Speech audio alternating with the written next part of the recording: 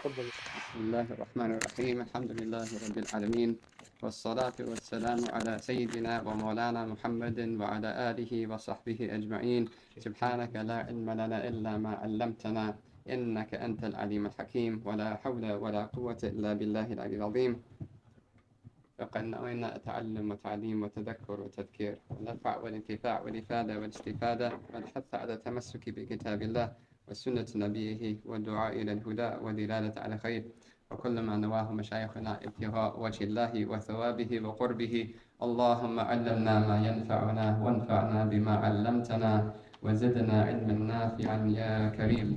Alhamdulillah, with the blessings we just heard, I would like to emphasize the points that our beloved Imam Bilal was making, that we cannot ever lose sight of how important the Masjid is and how important the community is. And first and foremost, this advice goes to the shabab, the youth.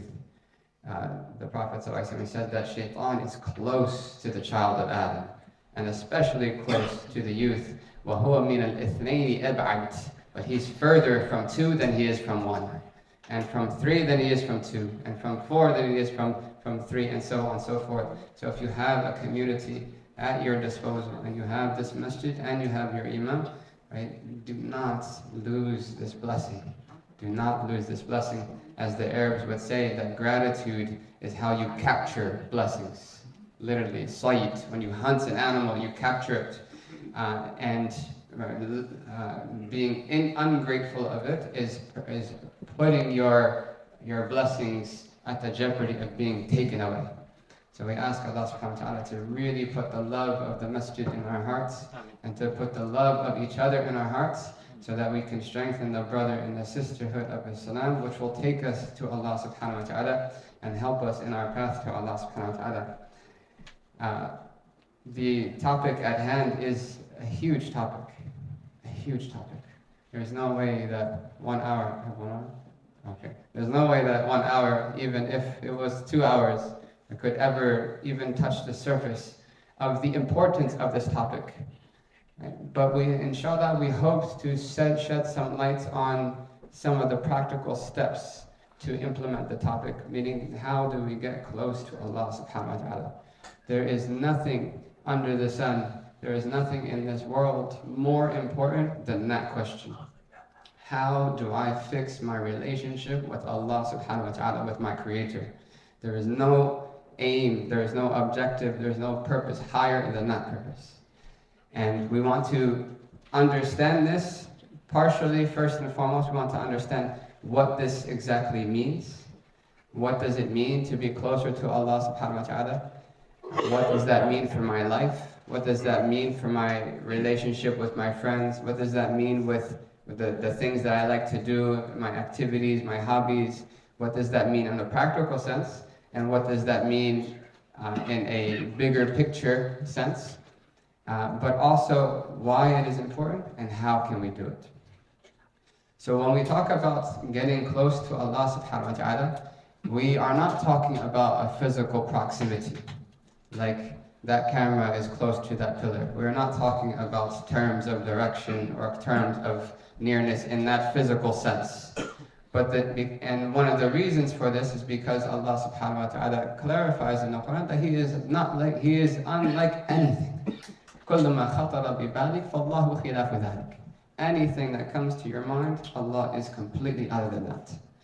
And if we take it back to a more theoretical definition, the scholars of theology, and this is why our tradition is so rich and so important, and that even if you as youth specifically, and anyone doesn't know the answer to something that's been brought up in modern times, know for a fact that there are people who know that answer and have written about it 1,000 years ago.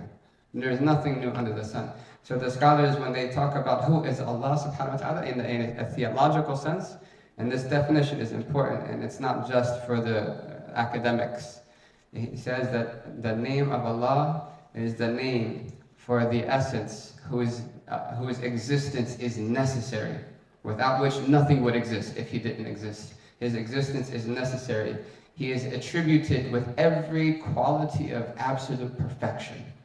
Every quality of perfection, and He is completely transcendent above any quality that has any blemish of imperfection in it. Allahu Akbar. Meaning that if there was a quality, an attribute, that was 99.9% perfect, and 0.1% or even smaller than that of imperfection in it, Allah is free from that. Allah is better than that. Allah is greater than that, subhanahu wa ta'ala. So we know the names of Allah subhanahu wa ta'ala that He revealed in the Quran, and the attributes that He talks about in the Quran, and the Prophet ﷺ taught us, but Allah's attributes are not limited to 100 names. Allah's attributes is everything that is an attribute of perfection is an attribute of Allah subhanahu wa ta'ala. He's absolutely perfect. And part of that is that He is absolutely different than His creation. But also when we're talking about drawing near to Allah subhanahu wa ta'ala, we're not talking about something as simple as walking to the store or drawing near to the store. It is not about that. It's much deeper than that. And Allah subhanahu wa ta'ala tells us in the Quran, وَنَحْنُ أَقْرَبُ إِلَيْهِ مِنْ حَبْلِ الْوَرِيدِ, that we are closer to Him, meaning the child of Adam, to the human, than their own jugular vein, the vein that gives them their life blood.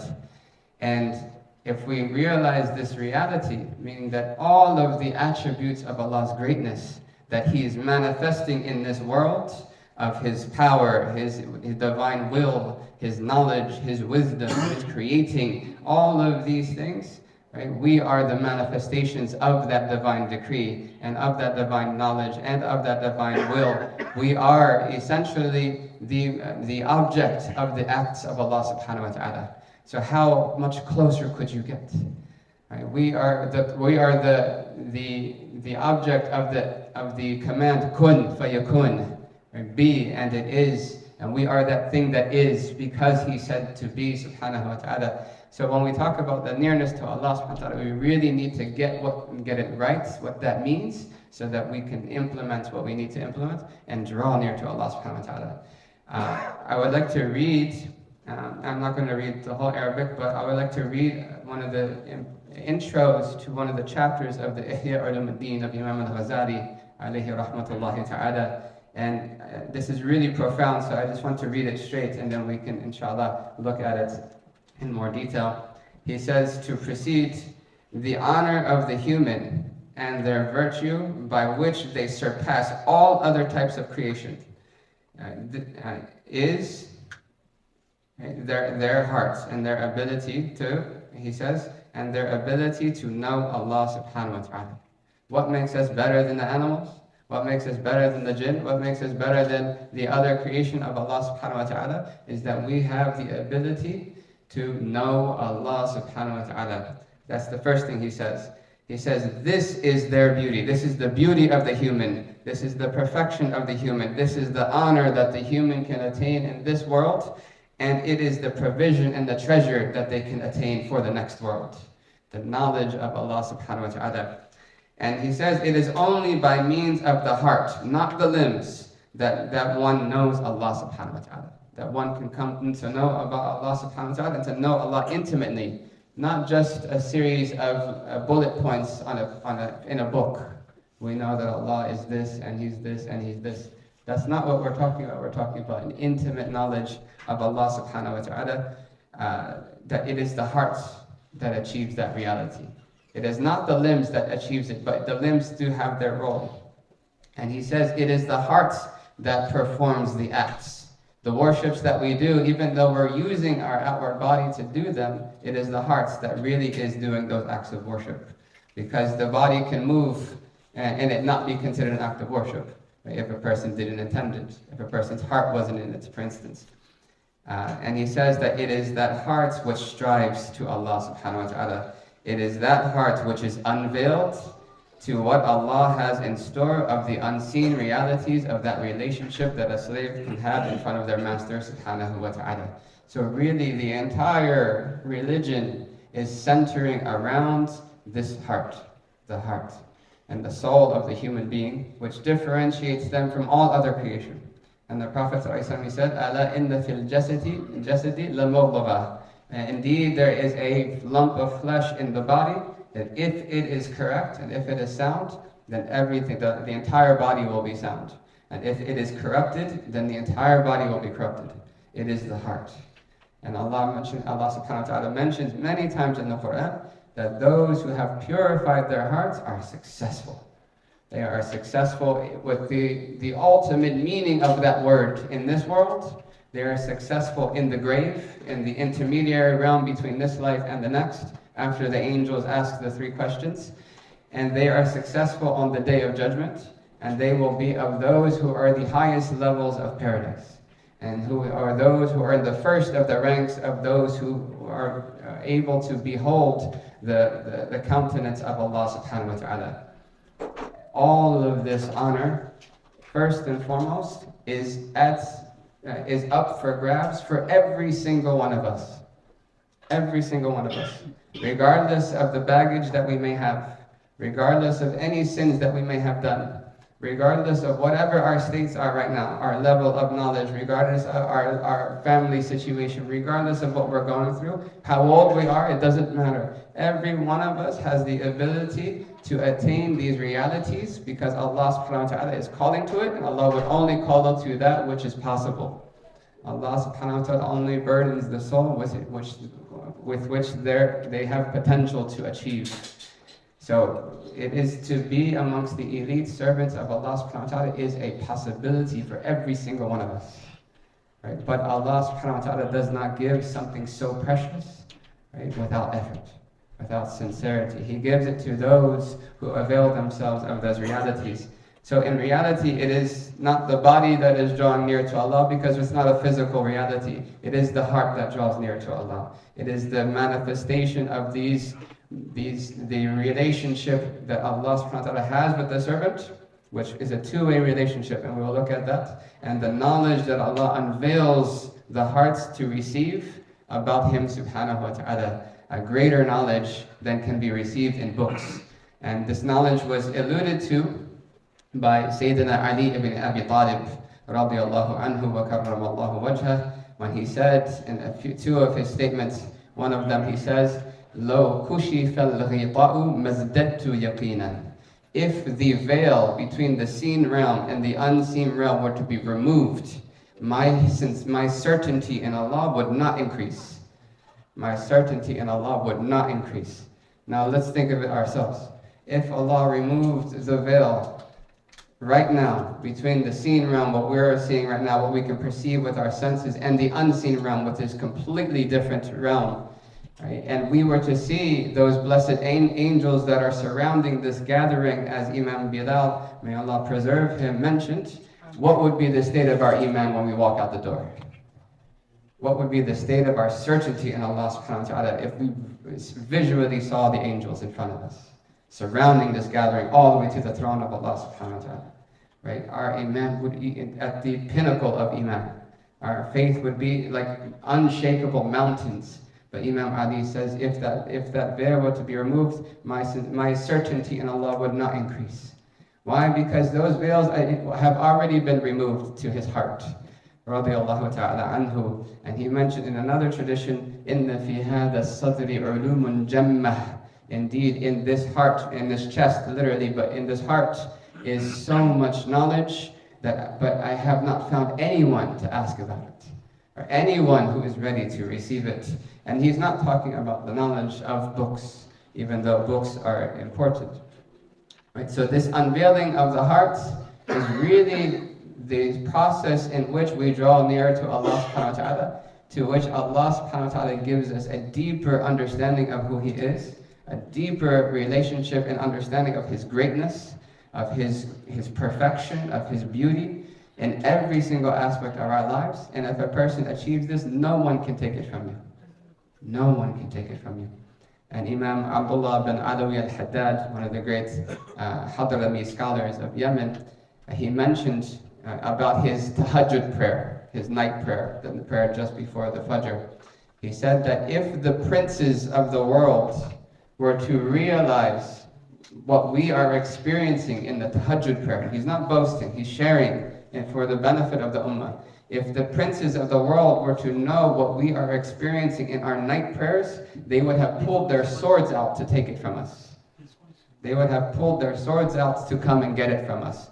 Now, the princes are those who have all the money but none of the responsibility. They have everything of this world, but it means nothing in the sight of that relationship with Allah subhanahu wa ta'ala. So this journey is not a distance. It is more of an unveiling. It is more of a drawing near of the hearts to Allah subhanahu wa ta'ala. And the veil of the hearts, Allah subhanahu wa ta'ala mentions in the Quran. He says subhanahu wa ta'ala, كَلَّا بَرَّانَ عَلَى قُلُوبِهِمْ بِمَا كَانُوا يَكْسِبُونَ. Nay, or alas, a veil has been covered over their hearts because of what they have done of sins, what they have earned of sins. So it is the sins that are the veil or the rusting of the hearts. And Allah says in the verse coming after it, or the verse after that, إِنَّهُمْ عَنْ رَبِّهِمْ يَوْمَئِذٍ لَمَحْجُوبُونَ, that they are veiled from their Lord on that day. Literally the word here is to be veiled. And Allah subhanahu wa ta'ala is not the one who is veiled. We are the ones who are veiled from Allah subhanahu wa ta'ala because of sins. And the Prophet ﷺ said that indeed the heart rusts over just like iron rusts. And the companions, they're very smart. When they hear things, they want to know what they have to do to live up to that hadith, and to live up and to protect themselves from the warnings and to achieve anything that he's calling us to, sallallahu alaihi wasallam. So they said, وَمَا جَلَاؤُهَا يَا رَسُولَ اللَّهِ. So what is the polish? Right? If you have iron and it became rusty, it's salvageable. It's not the end. You can fix it. So what is the way to polish the hearts? He said, remembering Allah. Remembrance of Allah subhanahu wa ta'ala. And there are many ahadith that indicates to this reality that the heart is deeply, deeply affected by what the limbs do, by the sins of the limbs, but they're also affected by the deeds of the limbs as well, in a positive way. In another narration, the Prophet ﷺ said, إِنَّ أَبْعَدَ النَّاسِ مِنَ اللَّهِ الْقَلْبُ الْقَاسِي. Indeed, the furthest of people from Allah subhanahu wa ta'ala are those who have the hardest hearts. Those who have the hardest hearts are those who are furthest from Allah subhanahu wa ta'ala. So we see that this idea of drawing nearer to Allah subhanahu wa ta'ala is a lot deeper to our own personal reality than we may have thought beforehand. Right? This is not something for other people to do. This is for each and every one of us in our own personal situations, in our own personal realities and circumstances that we deal with, and the state of our hearts specifically, first and foremost. And Allah subhanahu wa ta'ala, He mentions in the Quran this type of people who He constantly mentions them, and He mentions them with different attributes and sometimes with different names. But one of the names that He mentions is Al-Muqarrabun, those who were brought near, literally. They're the objects. They're not the doers. They're not drawing near, but they're being brought near by Allah subhanahu wa ta'ala. And Allah says in Surah Al-Baqarah, وَالسَّابِقُونَ السَّابِقُونَ, and those who are the foremost, the ones who went ahead, the ones who are ahead of the race. السَّابِقُونَ السَّابِقُونَ أُولَٰئِكَ الْمُقَرَّبُونَ. They are those who have been brought near to Allah subhanahu wa ta'ala, drawn near to Allah subhanahu wa ta'ala. فِي جَنَّاتِ النَّعِيمِ, and they are in gardens of absolute bliss. Imam al-Bukhari, and this will be the main hadith by which we want to understand this, but also our take-home, our homework per se. And our homework is only due to Allah. No one's going to check it. No one's checking whether we did it or not, or we just stuffed it in our bag and told our parents that we did it. We know we didn't do it. Right? So this is between us and Allah subhanahu wa ta'ala. But we want something practical to go home with. Right? So this hadith is narrated by Imam Bukhari. It is also narrated by Imam Muslim, and there are a few other narrations with slightly varying wordings, but they all really come to the same conclusions, and so they bring the same point.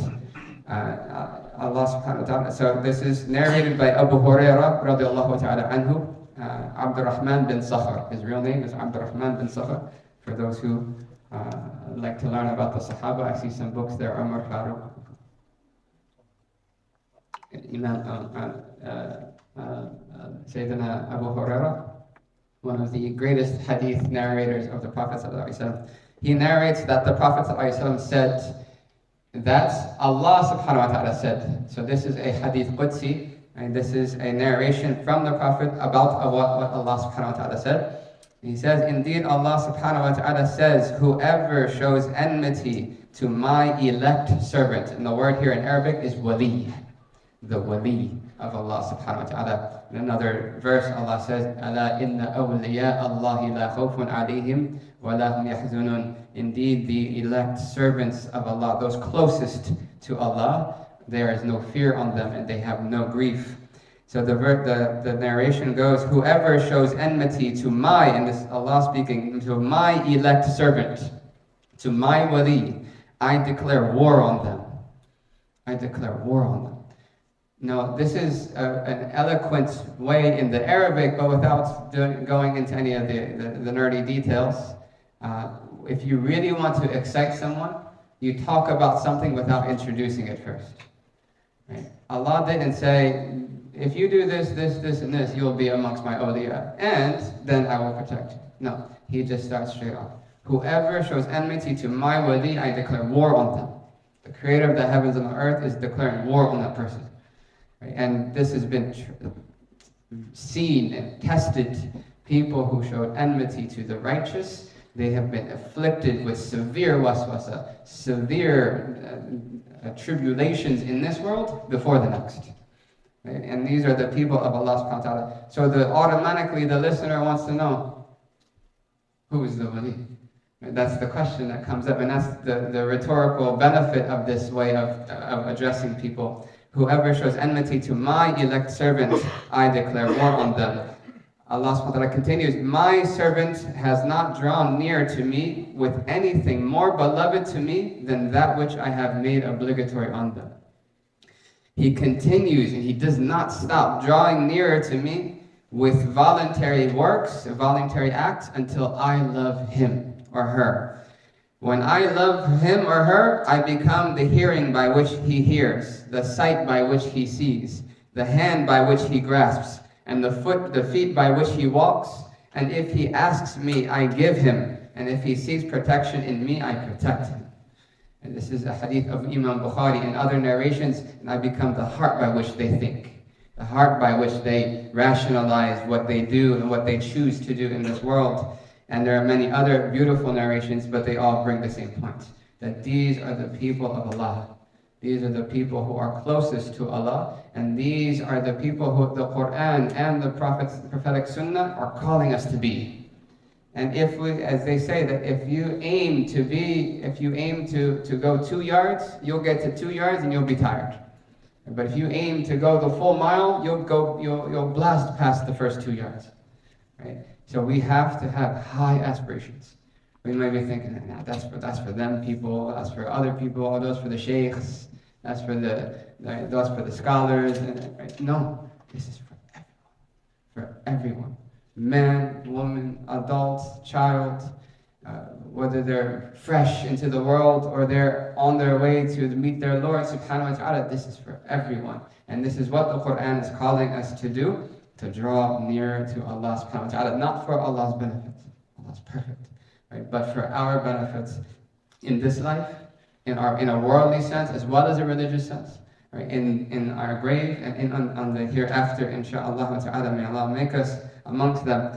So this mention of the awliya, right? Those closest to Allah subhanahu wa ta'ala, the elect servants, those who have purified their hearts, those who have worked on their hearts day in and day out, to discover first and foremost, what are the sins that are holding me back from these realities? First, the outward sins. Am I doing anything haram in my life? Right, God. What are the inward realities? Do I have arrogance? Do I have jealousy? Do I have hatred? Am I showing off? Am I conceited? Am I absorbed in myself such that I give all the credit of everything that happens to myself? Right? Do I have these things? And this is the jihad that the Prophet ﷺ said when they came back from the battle, that you are going back, you have come from the lesser jihad and you are going to the greater jihad. Right? The jihad of purifying the hearts, which Allah subhanahu wa ta'ala says, "Qad aflaha man tazakka." Successful indeed is the one who has been purified. Now, even though there is a portion of this which is considered wahbi, which is divinely gifted. That Allah, as Allah mentions in the Quran in various places, ذَلِكَ فَضْلُ اللَّهِ, that is the bounty of Allah, يُعْطِيهِ مَن يَشَاءُ, He gives it to whoever He wants. If Allah subhanahu wa ta'ala wanted someone to be amongst His awliya, He would make it happen. He would bring them near. And that's why they are those who are brought near, not those who have gone near. Right? So there is a portion of it that Allah subhanahu wa ta'ala gives. And Allah subhanahu wa ta'ala takes that person and brings him to Him subhanahu wa ta'ala. But there is another side. Right? That first side, that's not our business. That's Allah subhanahu wa ta'ala's affair. That is His prerogative. And that is in the divine discretion. But the second part, which is related to the first, is kasbi, where we work and we earn and we strive, and most importantly, the youth, because they have the strength, they have the time, they have the energy, they have the drive, and sometimes that drive can, if it's not guided in the right direction, it can go into many directions. There's a lot of places that everyone here amongst the youth could be right now Friday night. There's a lot of places, and alhamdulillah, Allah subhanahu wa ta'ala has selected you all to be here. It is not by coincidence or solely because of your choice. This is divine care. And we ask Allah subhanahu wa ta'ala to increase it and to continuously care and have care and protection for our youth and all of us and our hearts. So we wanted to summarize really this second part, the kasbi, the part that we can earn, that we can strive for, in 4 things. Right? If you want to write them down, you can write them down, but most important is that we strive and we make the intention to try to work on these things. One by one, not trusting in our own abilities, but saying, La hawla wa la quwwata illa billah, there's no strength to do good, and there's no might to abstain from evil except through Allah. We take our abilities and our power from the strength of Allah subhanahu wa ta'ala. So the first and foremost is irada. Irada means will or choice or resolve, meaning that in order for anyone to draw nearer to Allah subhanahu wa ta'ala, they have to first want it. They have to make that decision that this is what I want. Excuse me. Allah mentions in the Quran 2 people. We'll save that. I'll just say the list so everyone can see where we're going. So they know how long it's going to be till dinner. The first is that we really have to have a resolve and to make our decision that this is the path that I'm going to set my life on, regardless of what we do outwardly.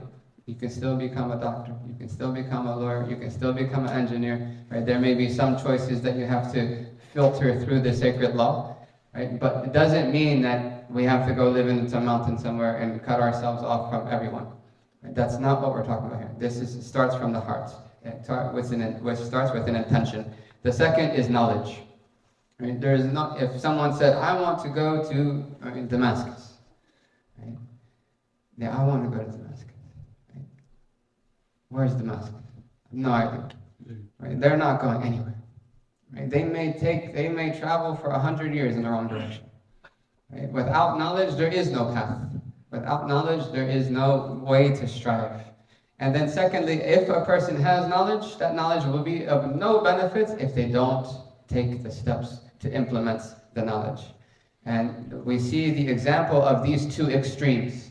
To have effort and striving without knowledge, based on ignorance, and the other extreme of having knowledge but not acting on it. When we read the Fatiha every single day, we're reminded of this. Right? We ask Allah subhanahu wa ta'ala to guide us to the straight path, the path of those who you have blessed. You have blessed. The credit goes to Allah subhanahu wa ta'ala. Not the path of those who have incurred your wrath or those who have gone astray.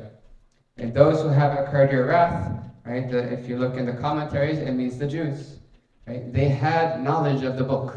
They knew exactly what the law was, but they chose to disregard it. They chose to change it, to not follow it. Whereas the second group, right, the Christians, as the tafsir, the commentary mentions, and this obviously is not a blanket statement, but the Christians, they had passion, they had love, they had drive, they really wanted to do right by Allah, but they didn't have any guidance. It wasn't based on knowledge. Right? I'm worshiping a God the way I want to worship God. That is compound ignorance. Right? And it's even worse than arrogance, because it's arrogance clothed in piety. Right? So we need both. We need knowledge and we need to strive. And then the last and final thing, right, is just working hard. Right? Working hard. So first, we really have to want it, resolve. Second is knowledge. The third is taqwa, and we're going to talk about that, what that means. Implementing the knowledge is taqwa. And the third is just putting in the work. Putting in the work. As the Imam al-Haddad said in his poem, وَطَلَّقْهَا وَفِي طَاعَةِ الرَّحْمَنِ شَمَّا. That they divorced the dunya, they divorced worldliness and materialism, and anything that would distract their hearts from Allah. And in the obedience of Allah, they rolled up their sleeves. They put in the work. Right? The same is similar to what we would say, he rolled up his sleeves and he put in the work in an English sense. So we're going to just touch on each one of these, inshallah. But this is a thumbnail of the path. It's a low resolution kind of map of what we need to do. And inshallah there will be benefits, inshallah, by the grace of Allah subhanahu wa ta'ala. We hope that there will be benefit in this. So the first one is resolve, right? Irada. Allah subhanahu wa ta'ala divides all of humanity into two groups.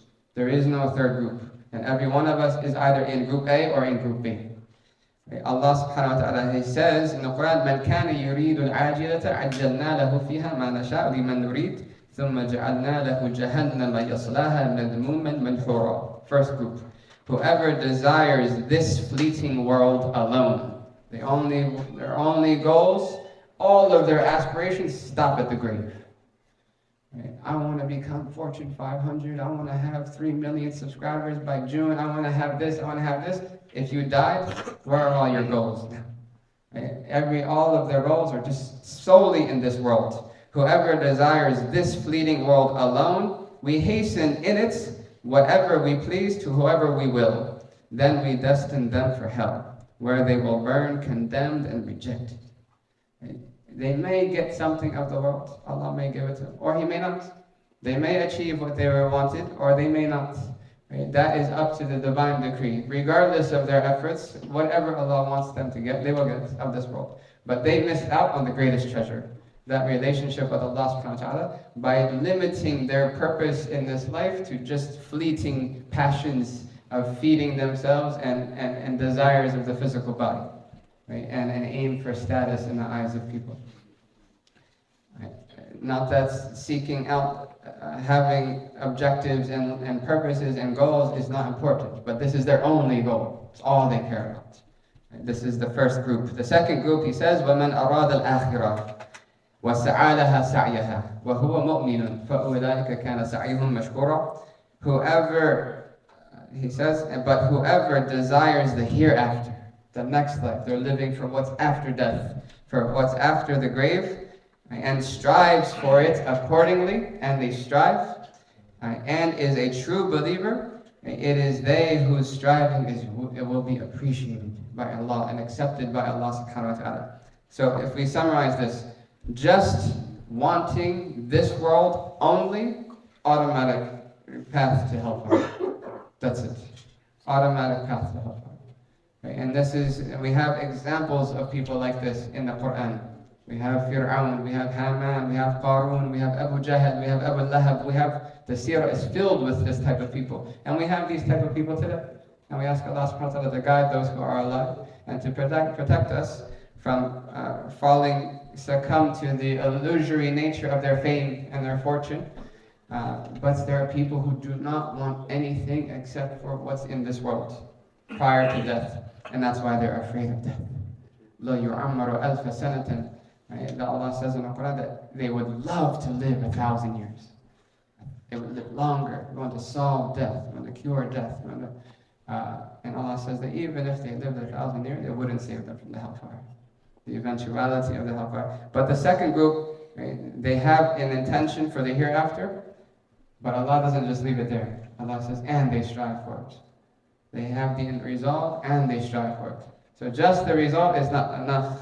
Subhanahu wa ta'ala. The second thing that we want to do, well, first and foremost, right, myself and everyone here, we should make a firm resolve right now that my goal in this life is to live up to my purpose, to be in a good state with Allah before I die.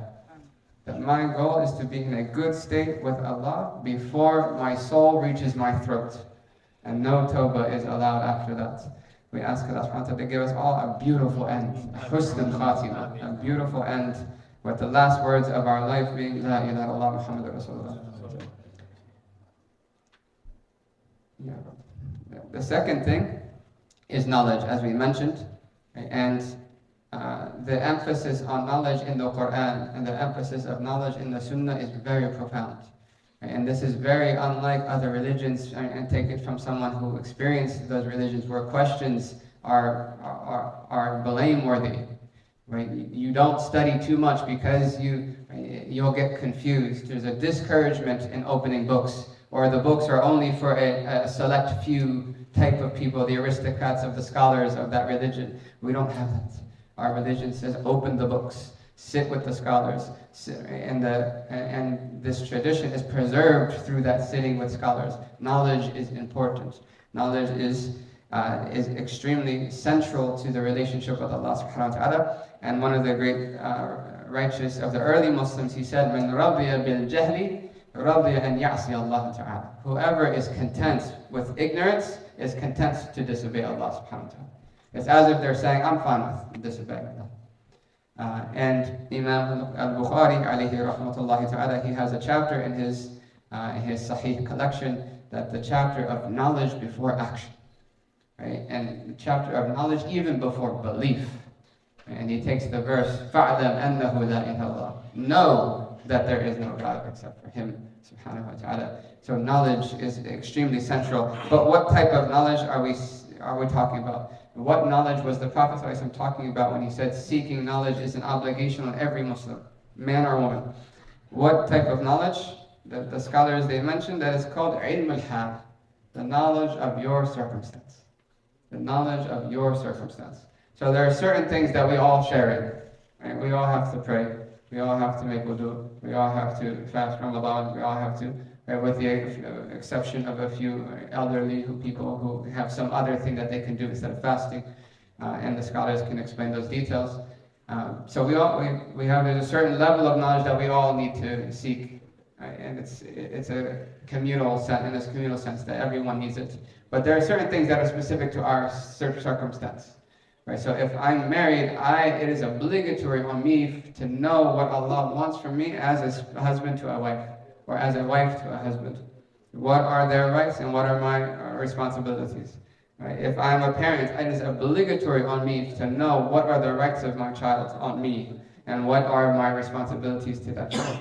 If I am a business person and I engage in business contracts, right, it is obligatory on me, before even doing the contracts, to know the rulings of a sound business contract.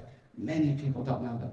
And the corrupt business contract has the same effect as riba, has the same sin as usury, as interest. And we ask Allah subhanahu wa ta'ala to protect us. And the knowledge makes life easy. It makes the more that one learns, the easier it is to worship Allah subhanahu wa ta'ala. The easier it is to live in this world. And it doesn't mean that we have to take the strictest opinion on every single matter. Right? It means that we have to follow the sunnah of the Prophet ﷺ. And the difference between a sound contract and a faulty contract that is sinful in the sight of Allah subhanahu wa ta'ala, and obligatory to annul or to rescind that contract, the only difference is the wording. It could be just that. Could be just that. Just how you word the contract could be this whole thing. But without knowledge, we fall into these great things. So to summarize, so the worships would be an obligation. To know how to do the worships. The outward worships of the limbs, the prayer, the fasting, the zakat, the hajj, and so forth. But the worships of the heart are also part of that personally obligatory knowledge. What are the worships of the heart? Meaning the states of the major sins of the heart and how to leave them, and the qualities that are obligatory for us to attain as our spiritual state. Right? Allah mentions in the Quran about arrogance. It is obligatory to remove arrogance. The Prophet ﷺ said, whoever has a mustard seed of arrogance in their heart, right, will not enter paradise. Right? Meaning amongst, if they died as a believer and they had arrogance, they will eventually enter paradise, but not with the first group. Right? So it is an obligation to remove arrogance. Right? And how do we do that? We have to learn. Right? The books are clear and filled with detail. This is a symptom of arrogance. This is a symptom. If you find this in your life, you find this in your life, you find this in your life, then you're arrogant. Right? If that's the case, then praise Allah subhanahu wa ta'ala for that gift that you know that. And the Prophet said, if Allah loves a servant, He will make them see their own faults. Make them aware of their own faults. It is not a bad thing. It is not something to despair over, oh, I have all these bad conditions in my heart, I'm done, I'm doomed. We don't have that. Right? Knowing these faults are a blessing. And Imam Abu al-Hasan al-Shadili alayhi rahmatullahi ta'ala, he mentioned, من لم يغلغل, it's a really cool word, من لم يغلغل في علمنا هذا مات مصرا على الكبائر وإن كان لا يشعر. Whoever does not delve deep into this science of ours, this knowledge of ours, meaning the knowledge of the heart, how to purify the heart as the Quran commands us to, then they will die in a state of persisting on major sins and not even realize it. Not even realize that. And outwardly they're doing their salats, they're doing service in the community, they're giving charity, they're giving everything. So what is holding them back from those realities that we started today with? What is holding? The state of the heart. It could just be something in the hearts that is blocking them from those realities. And this is what the scholars understood as the subject of ihsan. As Allah says, the Prophet said that ihsan is to worship Allah as though you see Him, and if you do not see Him, then indeed He sees you. So this ihsan of purifying the heart so that it's beautiful before Allah subhanahu wa ta'ala, right, is of the utmost priority. Right? Even if it takes us 40 years to do it, it's worth every single breath, every single step in that path. And the Prophet ﷺ reminded us, إِنَّ اللَّهَ لَا يَنْظُرُ إِلَى صُورِكُمْ. Allah does not look at your forms, وَلَا إِلَى أَجْسَادِكُمْ, nor your bodies, وَلَكِنْ يَنْظُرُ إِلَى قُلُوبِكُمْ, but He looks at your hearts. And how many of us, we stand in the mirror, we're getting fresh in the morning, we got our cuts, we got our trims, we're doing everything, we're looking nice, because we know that the people are going to see us. We put so much effort in that which the people see, but how much effort are we putting in what Allah sees, what Allah cares about? So this is of the utmost, and this is directly related to these awliya, the people of Allah subhanahu wa ta'ala, that they have purified their hearts. Right? Other types of knowledge, we mentioned already, social dealings, spouse, children, parents, right? How do we fulfill their rights, business contracts, what is interest, what is not interest, and so forth. But again, and as we wrap it up, what time should I? 9, 8:30, I think. Right? 9 is good. Yeah, I feel bad holding people from the food. No. Right, the Arabs, they say, إِذَا جَاءَ الْأَكَلْ زَالَ الْعَقَلْ. Right, when the food comes, the mind goes. Right? You know, the glassy eyes. When is this guy gonna stop? Right. So the knowledge is not sought for itself. Anyone can go and seek and put effort in and seek knowledge, and after 7 years, they'll have a great amount of knowledge. They will be able to understand their deen a lot. Even if a person studied a little bit every single day, 5 minutes a day, with someone who has a chain of transmission back to the Prophet ﷺ, right? In a matter of a few years, they will have a great amount of knowledge that they didn't have before. But the knowledge is not sought in and of itself. And it's especially not sought to be called Shaykh or to be called this or that. Right? The point of the knowledge is to put it in practice. Now, the paradox is the actions themselves are also not sought for their own sake. The actions are there for a reason. They are a means to purifying the heart. So every salat that we do, right, has a means of purification on the heart. Every fast that we do has a special effect on the heart, a special light that occurs in the heart that cannot be achieved in any other good deed. So you can achieve through fasting what you could never achieve through salah. And you can achieve through reciting the Quran what you could never achieve through charity. and so forth. So each of these actions, if they're done with presence, purifies the heart in a general sense. Right? And the same thing applies to sins. Right? The sins darken and harm the hearts.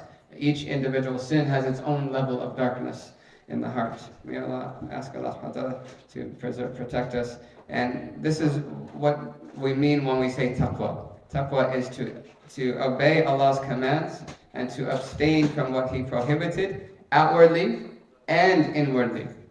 Right? Stealing and arrogance. Right? Looking at that which is haram and being jealous. All of these qualities, right, outward and inward, our prohibitions are all obligatory to lead. The obligations during the salat, being grateful. Right? Praying, fasting Ramadan, being sincere with Allah. These are the obligations of the heart. But to do that out of a sense of fear and reverence and love of Allah subhanahu wa ta'ala. Not just because someone's walking up the stairs, let me close that laptop real quick. No. To leave the sins for the sake of Allah, because of love of Allah, because of yearning for Allah subhanahu wa ta'ala.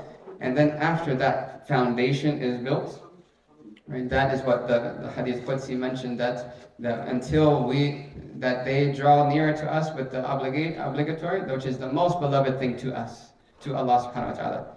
After that, and He continues, and He does not stop. La yazal, if you translate it literally, He does not stop drawing near with extra works. Right? That is when, as the Imam mentioned in the Salat, فَإِذَا فَرَغْتَ فَانْصَبْ وَإِلَىٰ رَبِّكَ فَرَغَبْ. When you finish that level, when you've got that foundation down, then put in the work. That's not the beginning of the path. Right? After that foundation, right, they say, La shukr ala wajib. It itself is what we need to do. Right? After that is where the levels of closeness of Allah subhanahu wa ta'ala are. And if we look at that hadith closely, in the beginning it was the action that was beloved to Allah. Right? The obligatory actions are the most beloved thing to Allah. But in the end, He said, and my slave continues to draw near to me with extra actions, voluntary actions, until I love him. Right? In the end, it is not the actions anymore that Allah loves. He loves them, yes, but it is the person that Allah loves. And when I love him, and when I love her, I become the eyes by which they see, and Allah takes care of their affairs. We ask Allah subhanahu wa ta'ala to bless us to be able to tread the path, first starting with the strong resolve that we need to fix our state with Allah subhanahu wa ta'ala and dedicate our lives, every aspect of our lives, both in the masjid and out, to achieving the good pleasure of Allah before our souls reach our throat, before we enter our grave. And secondly, to go out and find the knowledge that we need to do that, both the knowledge of the outward sacred law and the beliefs that we need to know, right, and the inward realities of the heart, and to give us the quality of taqwa, which over 150 verses of the Quran praise more than any other quality, taqwa, to obey Allah subhanahu wa ta'ala out of a sense of love and reverence for Him. And then we ask Allah subhanahu wa ta'ala to give us the strength, the physical strength, and the high aspirations to seek out His love in any situation that we have an opportunity to do something that's pleasing to Him, that we don't let it go. We answer the call anytime that there is something we can do that is pleasing to Allah, that we are the first, that we compete, as Allah says, sabiqu, race each other toward forgiveness and a paradise that is more vast than the heavens and the earth, which is prepared for those who believe in Allah firmly and His messengers. That is the blessing of Allah, who He gives to whoever He wishes, but He wishes for those who put in the effort and avail themselves of these blessings, especially in auspicious occasions like this blessed month of Rajab, which Imam Bilal mentioned. The Prophet ﷺ, and I'll close with this hadith, he said, أَلَا إِنَّ فِي أَيَّامِ دَهْرِكُمْ أَلَا إِنَّ لِرَبِّكُمْ فِي أَيَّامِ دَهْرِكُمْ نَفَحَاتٍ. Indeed, your Lord has, in these days of your lives, divine gusts of mercy. These are jumps in the path, leaps ahead toward Allah subhanahu wa ta'ala's nearness. أَلَا فَتَعَرَّضُوا لَهَا. Make yourself availed of those blessings. Expose yourself to those blessings. Put yourself up that I want that blessing. Don't be the one in the back that says, maybe not. And go for it. Take charge and take advantage of these opportunities that Allah is giving us. These sacred months, we can achieve in nearness to Allah what we can never achieve in many, many, many other months. Right? Ramadan, if one takes Ramadan seriously, it would take others years to achieve what they achieved in Ramadan. Years. Right? And that's aside from Laylatul Qadr. We ask Allah subhanahu wa ta'ala to look upon us with the eye of mercy and the eye of care and the eye of love, that He draws us near to Him and fills our hearts with love of Him, that we don't worship Him out of a mere sense of obligation, but out of love and a yearning to be near Him and to be near His blessed Prophet sallallahu alaihi wasallam in this life and in the next, and to give us all a good ending with La ilaha illallah Muhammadur Rasulullah on our tongues. Wa sallallahu ala sayyidina wa maulana Muhammadin wa ala alihi wa sahbihi wa sallam.